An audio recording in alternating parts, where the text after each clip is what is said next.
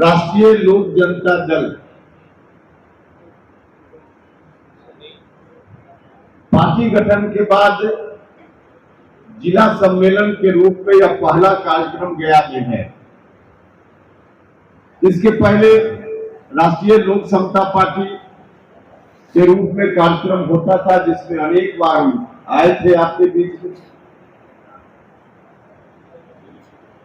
कुछ लोग अभी भी इस बात पर सवाल उठाते रहते हैं कि राष्ट्रीय लोक समता पार्टी तो थी, अब राष्ट्रीय लोक जनता दल फिर। भाइयों और मित्रों, मन में कुछ भी शंका मत रखिएगा। राष्ट्रीय लोक जनता दल राष्ट्रीय लोक समता पार्टी का ही नया संस्करण है, कोई अलग पार्टी नहीं है। राष्ट्रीय लोक समता पार्टी का ही नया संस्करण है राष्ट्रीय लोक जनता दल। और आप देख भी रहे होंगे, तमाम वही लोग हैं, कुछ नए लोग और जुड़ गए हैं। तो पहले से ज्यादा मजबूत स्थिति में इस जिला में आप दिख रहे हैं। राष्ट्रीय लोक समता पार्टी में जितने लोग होते थे सभी लोग हैं लगभग, और बहुत सारे नए लोग आज की तारीख में जुड़ गए। तो पार्टी वही है, उसका बदला हुआ नाम कहिए, नया संस्करण है। कहीं से कोई मन में डाउट रखने की जरूरत नहीं। लेकिन उस वक्त राष्ट्रीय लोक समता पार्टी सिर्फ राष्ट्रीय लोक समता पार्टी थी। आज की तारीख में उस पार्टी का नया संस्करण ही सिर्फ नहीं है राष्ट्रीय लोक जनता दल, बल्कि बिहार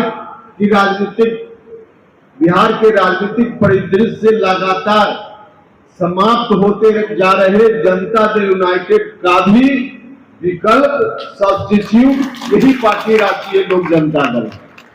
तब ऐसी स्थिति नहीं थी। तब हम लोग राष्ट्रीय लोक समता पार्टी को आगे बढ़ाने की बात करते रहते थे, लेकिन उस वक्त हमारी जरूरत भले थी राष्ट्रीय लोक समता पार्टी को हम मजबूत करें, लोगों की जरूरत उतनी नहीं थी जितनी जरूरत आज आम लोगों के लिए है। क्योंकि उस वक्त जनता दल यूनाइटेड लगभग वही बात कर रहा था जो बात हम लोग कर रहे थे। तो इसलिए आम लोगों को लगता था कि जनता दल यूनाइटेड तो है ही, नीतीश कुमार जी का नेतृत्व तो है ही, अब राष्ट्रीय लोक समता पार्टी, और इसलिए लोग जरूर हमारे साथ खड़ा होते थे, लेकिन वोट देने के समय थोड़ी कंजूसी कर जाती। उस वक्त यही कारण था, लोगों को लगता था कि भाई है ही नीतीश कुमार जी के नेतृत्व में एक पार्टी, और ठीक वही बात करने वाली और कोई दूसरी पार्टी की अहमियत क्या है, जरूरत क्या है, लोगों के मन में यह सवाल होता है। और सवाल उस समय ठीक होता था, जायज होता था, हम लोग भी महसूस करते। और यह बात दिखी भी 2020 के विधानसभा चुनाव का जो परिणाम आया। याद कीजिए, 2020 में एक अलग गठबंधन बनाकर, तीसरा गठबंधन बनाकर हम लोगों ने चुनाव लड़ा था। नीतीश कुमार जी भी अलग गठबंधन में थे उस समय एनडीए में, महागठबंधन अलग था। एक तीसरा गठबंधन बनाकर हम लोग बिहार भर में चुनाव लड़े। उस तीसरे गठबंधन में आज जो लोग भी सवाल करते होंगे गांव में, मुझको तो लगता है कि जो लोग राष्ट्रीय लोक समता पार्टी के साथ उस समय बहुत खरा नहीं हुए थे, वही लोग ज्यादा सवाल आज की तारीख में आपसे करते होंगे। उनसे जरा कहिएगा कि भैया ठीक है, आपकी बात हम मानते हैं, लेकिन राष्ट्रीय लोक समता पार्टी को जिस समय मजबूती देने की जरूरत थी, उस समय कंजूसी आप लोगों ने क्यों कर दी? लोग राष्ट्रीय लोक समता पार्टी के विलय पर सवाल उठाते हैं, तो जरा उनको कहिएगा, गांव में कोई उस तरह से सवाल उठाए तो उनको कहिएगा कि उस वक्त राष्ट्रीय लोक समता पार्टी में जब तीसरा गठबंधन हमने बनाया था, उस गठबंधन से हमारी कोई अपेक्षा बिहार के लोगों से यह नहीं थी कि कोई 50 सीट पर हमारा उम्मीदवार जीत जाएगा, 100 सीट पर उम्मीदवार जीत जाएगा। लेकिन इतनी अपेक्षा तो जरूर थी कि जो लोग आशीर्वाद देते हैं इस पार्टी को, वैसे लोग इतना वोट तो जरूर दे देंगे। इतनी हमारी अपेक्षा थी कि इतना वोट तो लोग बिहार में जरूर दे देंगे जितना से राष्ट्रीय लोक समता पार्टी मजबूती से बिहार की राजनीति में हस्तक्षेप करने की स्थिति में आ जाएगी। इतनी अपेक्षा हमारी जरूर थी। 50-100 सीट की कल्पना नहीं थी। लेकिन हुआ क्या, देखिए यहां बैठे हुए ज्यादा प्रबुद्ध लोग हैं। 2020 में ज्यादा नहीं, 50 और 100 की बात नहीं, 4-5 सीट, सिर्फ 4-5 की बात हम कर रहे हैं। गौर कीजिएगा, सोचिएगा, सिर्फ 4-5 सीट पर ही राष्ट्रीय लोक समता पार्टी का उम्मीदवार जीतकर अगर 2020 में एमएलए बन गया होता, सिर्फ 4-5 लोग हमारे एमएलए बन गए होते तो बिहार की राजनीति पूरे तौर पर उपेंद्र कुशवाहा के हाथ में होती कि नहीं होती। पूरे बिहार की राजनीति हमारे हाथ में। तो लोग तो उस समय कंजूसी करें, लेकिन कंजूसी का मतलब इतनी भी कंजूसी नहीं थी कि लोगों ने हमको स्वीकार नहीं किया। स्वीकार किया, लेकिन राज्य के अलग अलग इलाके में, बदल का शाहबाद का इलाका और इस मगध का भी इलाका, औरंगाबाद वगैरह, और यहाँ भी अजय कुशवाहा जी चुनाव लड़ रहे थे। अजय कुशवाहा जी को जितना वोट मिला, अगर नहीं होते अजय कुशवाहा जी उम्मीदवार आरएलएसपी की ओर से, तो जनता दल यूनाइटेड वहां जीत गया। तो शाहबाद का इलाका, मगध का भी कुछ इलाका, चंपारण का इलाका, सीतामढ़ी इत्यादि, उन जगहों पर लोगों ने वोट दिया। रणविजय बाबू बैठे हुए हैं, 40,000 से ज्यादा वोट आरएलएसपी के टिकट पर इनको बगल में औरंगाबाद के गोह में मिला। तो 35,000, 40,000 इतना वोट तक लोगों ने दिया, लेकिन कहीं जीतने लायक स्थिति नहीं बनी। तो इतना वोट दिया, इसका परिणाम क्या हुआ? इसका परिणाम हुआ कि जिन इलाकों में हमारे उम्मीदवारों को अच्छा शेयर लोगों ने वोट में दिया, उन तमाम इलाकों में जनता दल यूनाइटेड की औकात सीधे पता चल गई कि क्या है। और जो नीतीश कुमार जी 110, 115, 120 सीटों पर जीतते थे बिहार में, चले आए 43 पर चले आए। जहां जहां जिन इलाकों में हमारे उम्मीदवार को अच्छा वोट मिला, पूरा का पूरा शाहबाद साफ हो गया, मगध साफ हो गया। एक भी उम्मीदवार उनका नहीं जीत पाया। उनकी भी स्थिति चली आई 43 पर, और हम लोगों का तो एक उम्मीदवार नहीं जीता। यह बात सही,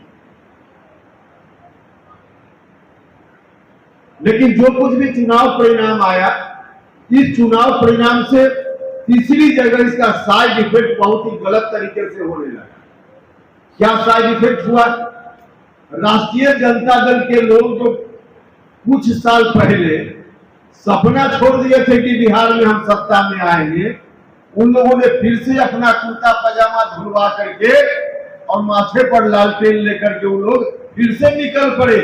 और उन लोगों के मन में लड्डू फूटने लगा कि अब नीतीश कुमार अलग लड़ रहा है, उपेंद्र कुशवाहा अलग लड़ रहा है, तो आगे आने वाले दिनों में हम अपने लालटेन को फिर से बिहार में जलाने में कामयाबी हासिल कर लेंगे।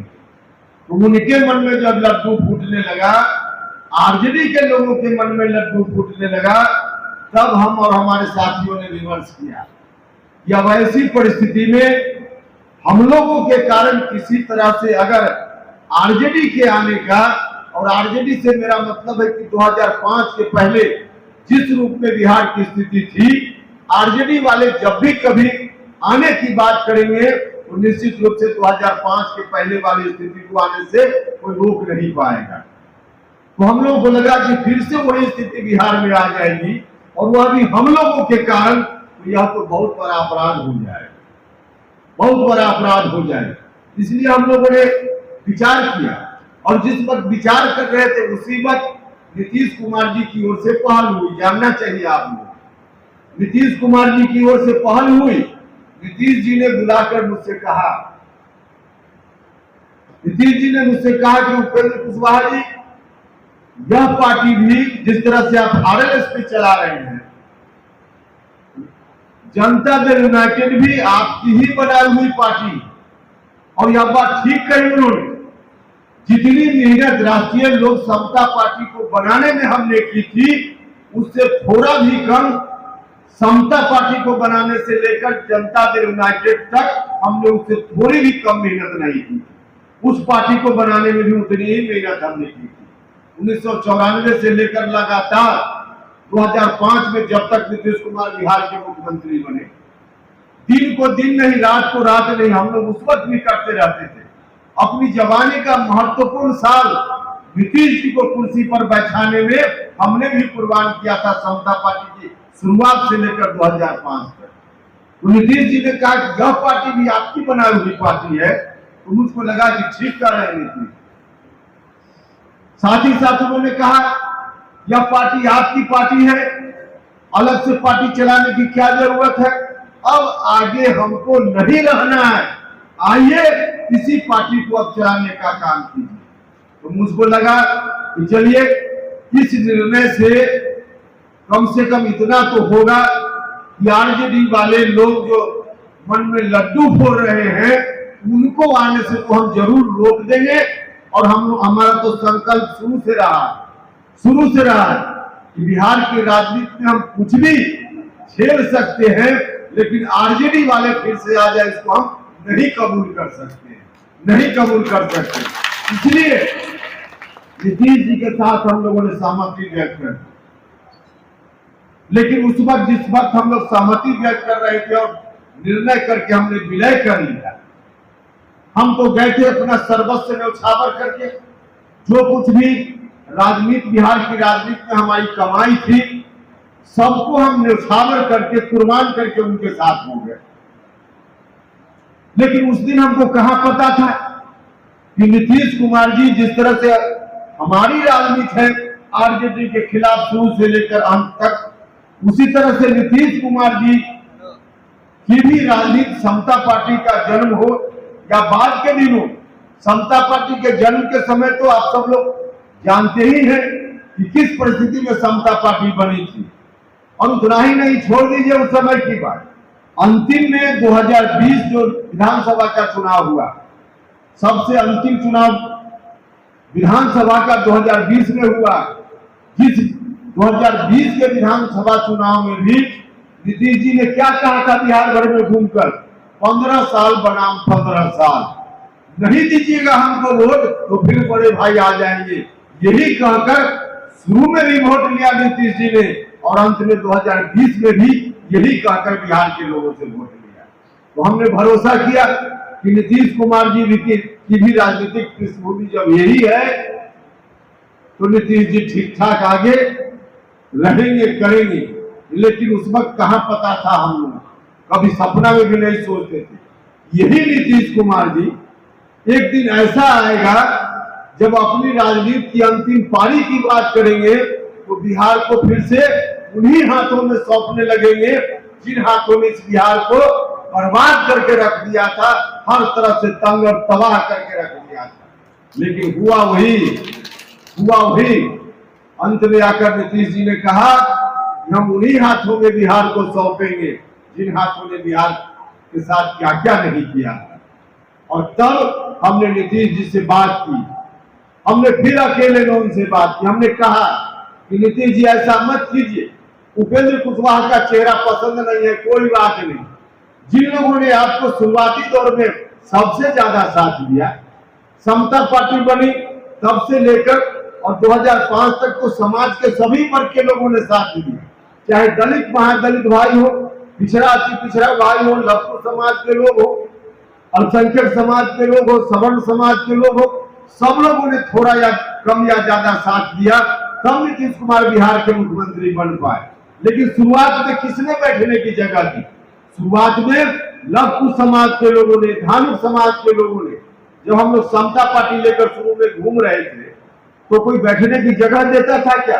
हम लोग पूछते थे कि कुर्मी समाज का कौन घर है, अति पिछड़ा समाज का कौन घर है, कुशवाहा समाज का कौन घर है। तो वहां शुरुआती दौर में इन्हीं लोगों ने बैठने की जगह दी, बाद में चलकर सब लोगों का साथ मिला। हमने कहा नीतीश जी से कि नीतीश जी, उपेंद्र कुशवाहा का चेहरा नहीं पसंद है, कोई बात नहीं, लेकिन जिन लोगों ने लघु समाज, अति पिछड़ा समाज, धानुक समाज या अति पिछड़ा समाज में कोई भी, सब लोगों ने शुरुआती दौर में बैठने की जगह दी। आपको छोड़ दीजिए उपेंद्र कुशवाहा को, लेकिन इस समाज में से, अति पिछड़ा में से, लघु समाज में से, धानुक समाज में से किसी को भी आप बिहार सौंपने की बात कर दीजिए, उपेंद्र कुशवाहा जीवन आपके पीछे पीछे चलने के लिए तैयार है। लेकिन उन्होंने नहीं सुना, सीधे फरमान को फरमान जारी करते चले गए और आज भी इसी जिद पर है कि हम वही सौंप कर जाएंगे। इसलिए हम आप सब लोगों से कहने आए, आज की तारीख में हमने तो यह भी कहा नीतीश जी कि समाज के सभी वर्गों की बात छोड़ दीजिए नीतीश जी।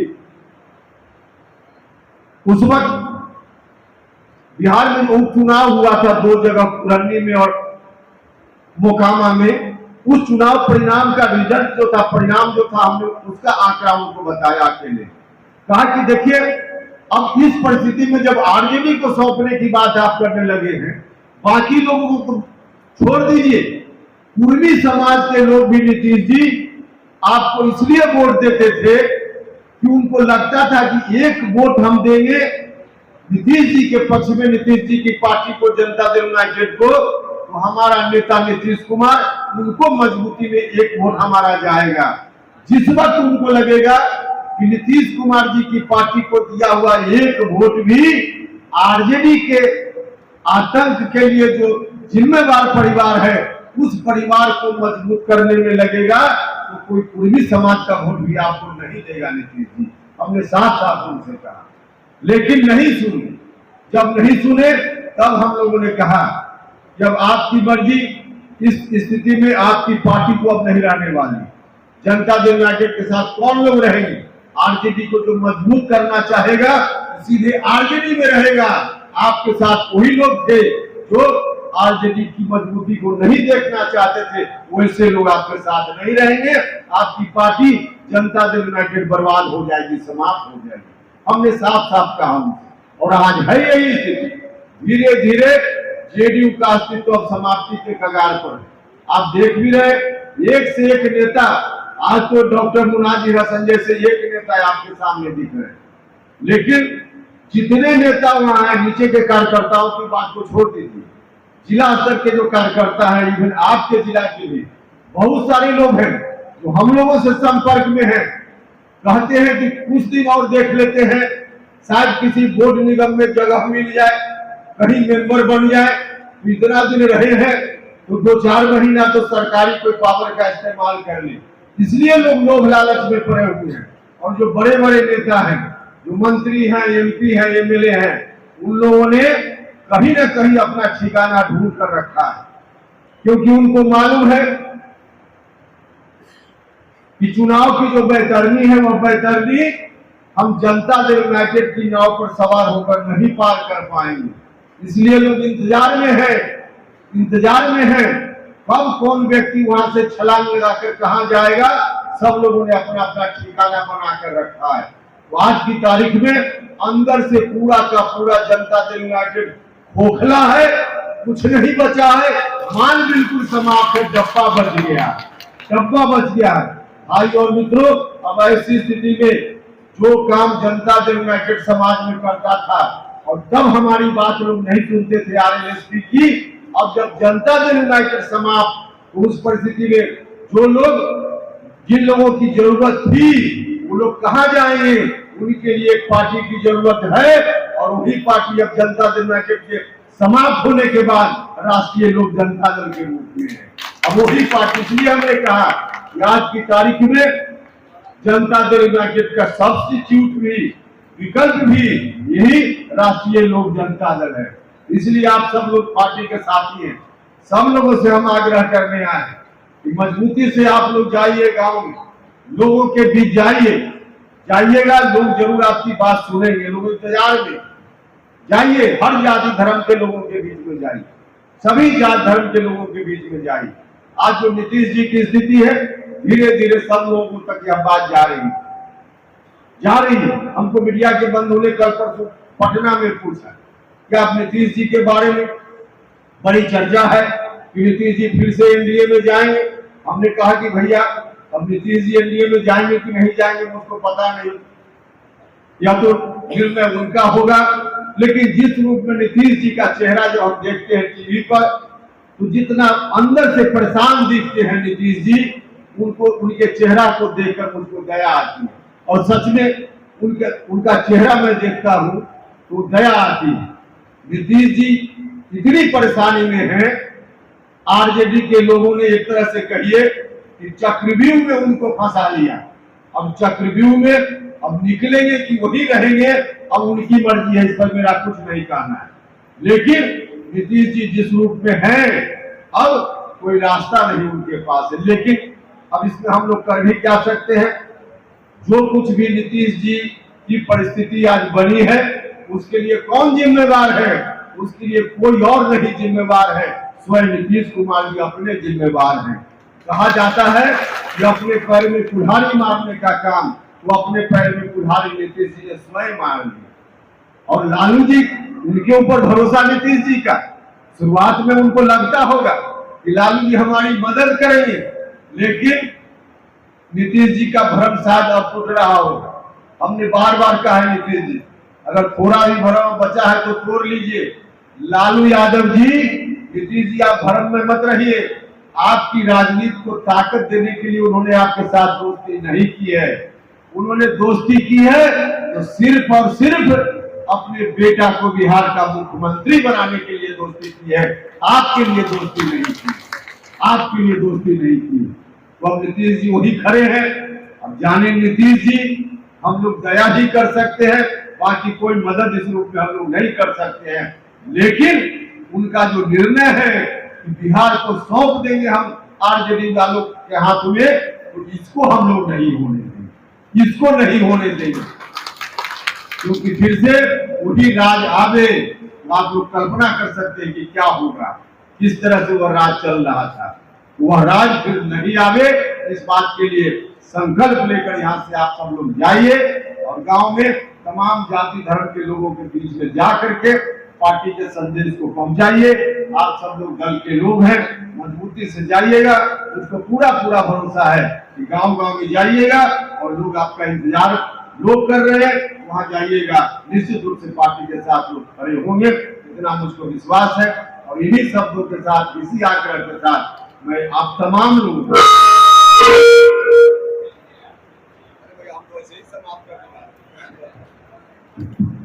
वैसे ही अब समाप्त करने की बात, अंतिम बात बोलना था तो बंद क्यों करना है? बस इन्हीं शब्दों के साथ मैं आप तमाम लोगों का, जो जिला के विभिन्न हिस्सा से आप सब लोग आए, मैं आप सभी लोगों के प्रति भी विपरीत मौसम में भी आप सब लोग यहाँ आए, इसके लिए मैं आप सभी लोगों के प्रति बहुत बहुत आभार प्रकट करता हूँ और जिला के साथियों का बहुत धन्यवाद करता हूँ। आपने अच्छा काम कर्मचारियों किया, बहुत बहुत धन्यवाद।